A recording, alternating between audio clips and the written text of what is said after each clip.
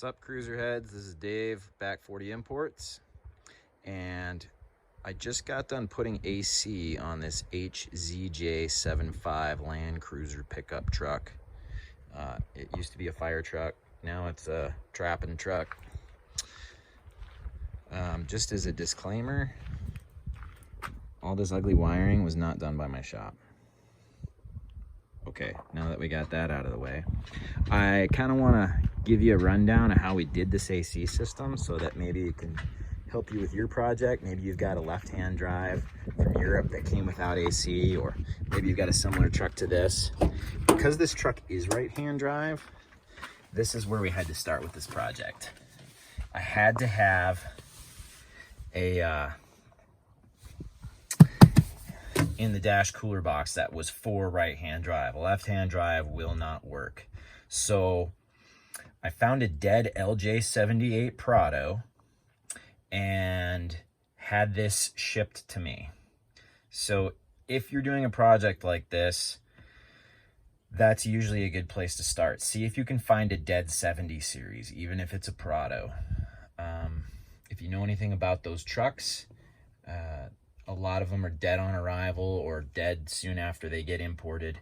So they're easy to, that's probably your best bet, finding a 70 series that you can pull parts off of. And it will work. But here's what you need. You need this cooler box that goes under the dash. You need the harness that goes behind the glove box. You also need the amplifier that goes behind the glove box. And you need these climate controls right here. So this is like your standard switch, but it's also got this guy, and that's what turns the AC on. Okay. Now, the Prado that I found, that's all I could get. I couldn't get any AC lines. So I'm going to show you what I did for AC lines. And maybe it can help you with your project. Maybe you're missing some AC lines and they don't make them anymore. So these fittings right here that come through the firewall from that cooling unit are totally oddball. They're not like anything else. I couldn't find anything in the junkyard to mount up to it. I actually pulled these off of the refrigerated center console on an HZJ75 because I got some parts cruisers out here. But if I had to do a project like this over again, what I would do is I would cut every weird Toyota fitting off that I couldn't find US, and I would either TIG weld or use a ferrule fitting for refrigeration and just put a universal fitting to screw on there. That would make this project so much easier. But anyways, I didn't do that, and I already had this cooler box in here, and that's where we started, and we were able to make it work. I went to the junkyard and I cut out a bunch of Toyota lines, and I went to my own personal junkyard and cut out a bunch of Toyota lines, and we were able to splice them together in a couple different ways.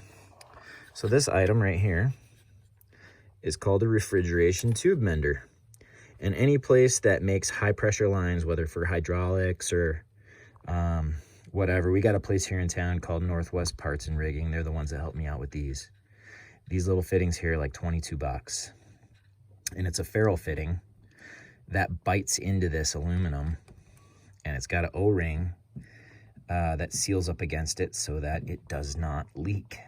And then they were able to crimp a hose onto that, and that's how I made that other side too.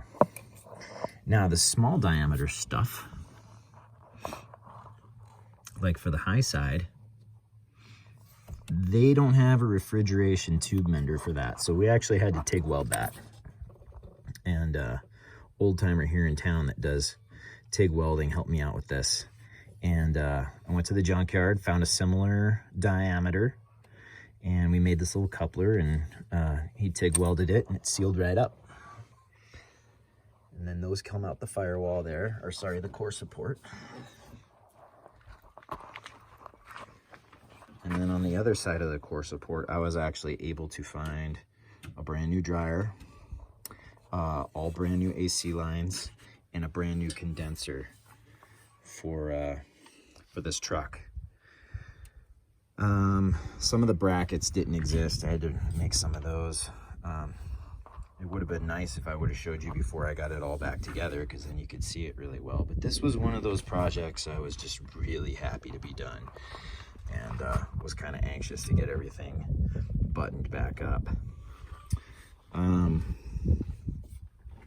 This here is just a random AC hose off like a 4Runner or something. And then I crimped on a universal 90 here for this manifold. This manifold is not your standard 1HZ or Land Cruiser manifold. Some people call this a top cover. You'll never be able to find it in Google. AC compressor top cover. You got to call it a manifold. I'll try and see if I can find the part number and post it in the description. This is off of a John Deere, I believe, and it was like 45 bucks. It's already got the low side fill port. It's got a high pressure relief valve so you don't burn up your compressor. And then for the high pressure side, I just used a 90 that had this on it so that I could hook up my gauges there. And I did something similar over here with a refrigeration tube mender. You can kind of see it down there. Yeah, I got an extra low side port as a bonus, I guess.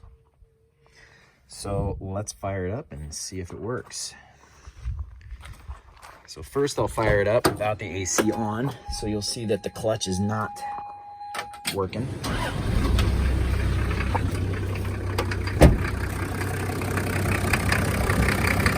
Okay, so the pulley's spinning, but the clutch is not.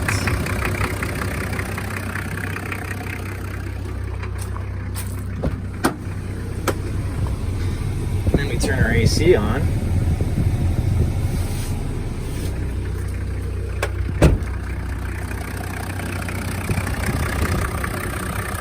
There she is. And like all the stuff that the harnesses plug into that I was saying you need to take out of a dead 70 series, the other side is already in the truck. Toyota built these trucks so that you could add AC later on, so everything was already in here. That part was pretty slick. This is actually a 1HZ air AC compressor, but you'll have to get the brackets. You'll have to get the compressor. You'll have to get the bracket for the tensioner. You'll have to get the tensioner pulley. But all that stuff is still available. The only thing that's not available is the AC lines. So that's why I made this video. Hopefully it helps you with whatever your project is. And one other thing to note, if you do get parts that are used, this has the pressure switch inside. You can get a brand new pressure switch from Toyota for like between $10 and $15. Do yourself a favor and change that before you put it in, because there's no way to test it unless you've got pressure up against it. And these are not easy to get in and out. So if you find out the hard way that your pressure switch is bad, then you've got to evacuate the whole system and pull that out and replace it anyway. So just do yourself a favor and put a new one in. All right, if you got any questions, comments, go ahead and post them. And appreciate you watching the video. Hopefully this can help you with your project.